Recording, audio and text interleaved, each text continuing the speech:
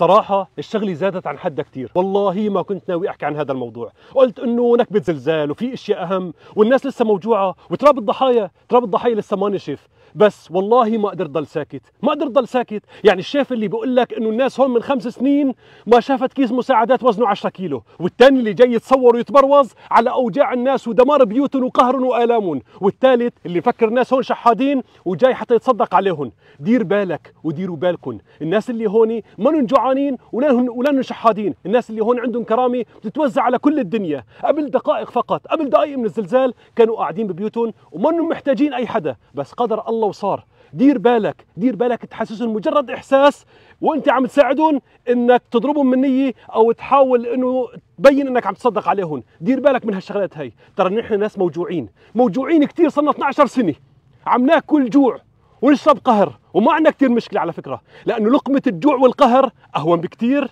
من لقمة فيها ذل.